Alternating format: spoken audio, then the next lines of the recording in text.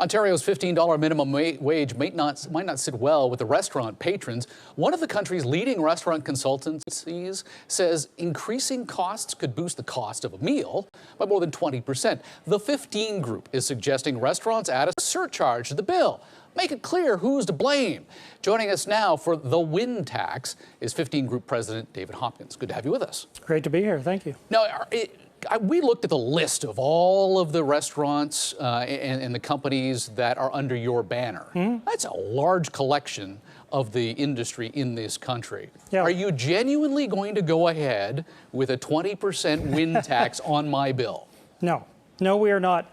I put that idea out there just so that consumers can actually see what that impact is. I don't think people realize the true effect that this minimum wage hike will have on the average consumer. How do you get to 20% specifically? Ultimately, it's an increase of about 20% on the wage itself, but how does that filter down into the actual making of a meal for me?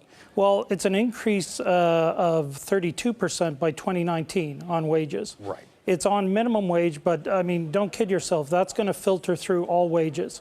There's no way that a low-skilled employee that's making a minimum wage of 15 won't affect the skilled cook that currently gets paid 15. They're going to have to go up to 19 or 20. The manager that's getting paid 20 is going to go up to 23, 24. I mean, it's going to filter through all wages in the industry, which is a highly minimum wage-driven industry. So you've got a 32% increase to payroll, and a restaurant is a service-based company. So 35% on average of restaurant sales revenues are labor-driven, labor expenses. So instantly, those are going to go up without any other change from 35% on average to 46% on average. So is the concern that someone's getting paid $15 at all, or is the concern the fallout that comes with that? Oh, it's the fallout that comes with that, and let me make it clear, we're not concerned about minimum wage going up. We're huge fans of minimum wage going up. Over the last since 2003, minimum wage has gone up by 61%. Inflation's only gone up by 25%. So it's been going in the right direction.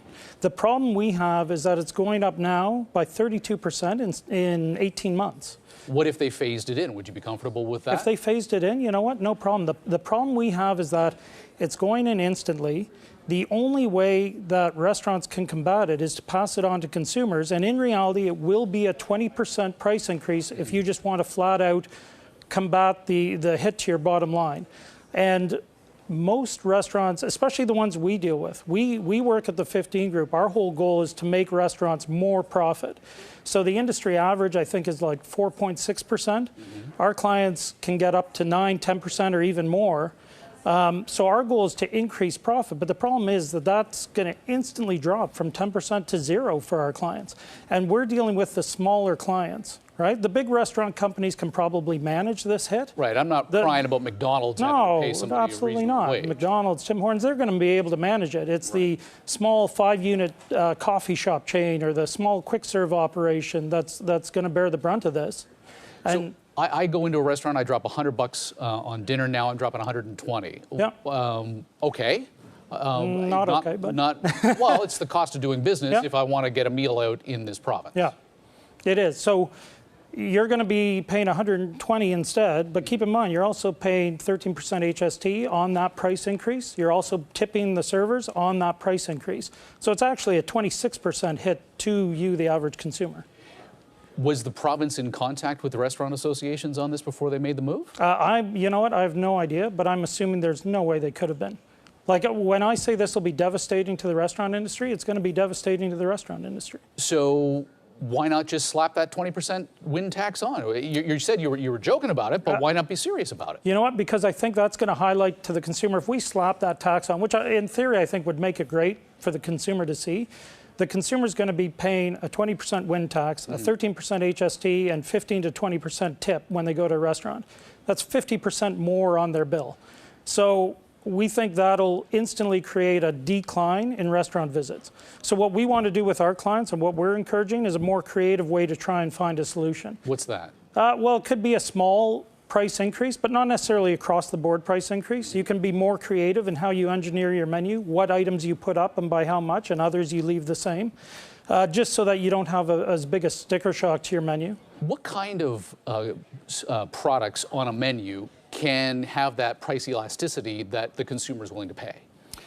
It really depends on the individual restaurant. I mean, every menu, every restaurant's got a different makeup of what their menu mix is, which items are their popular items, which things they can drive people through the door with. So it's, you know what, it's not a blanket where you can say for the industry just one item. It's got to be looked at for each individual restaurant in terms of what they can do. We just got the quarterly results out of the dairy company Saputo, and as I understand it, dairy is the biggest input cost to your industry, yeah. And their revenue was down year over year by 0.5%. Can you squeeze your suppliers for a better deal? We're concerned that not only can we not squeeze our suppliers, but with this wage increase, all of their supplies are going to go up as well. I mean, the guy who cleans the restaurant, he's going to be putting his fees up. The produce company that provides the local produce, they're going to have to put their fees up. Everything's going to go up. So squeezing suppliers is going to be even more challenging when they're dealing with the same issue the restaurant is. David, thank you for your perspective. We appreciate your time. My pleasure. Thank you for having me. David Hopkins is the president of the 15 Group.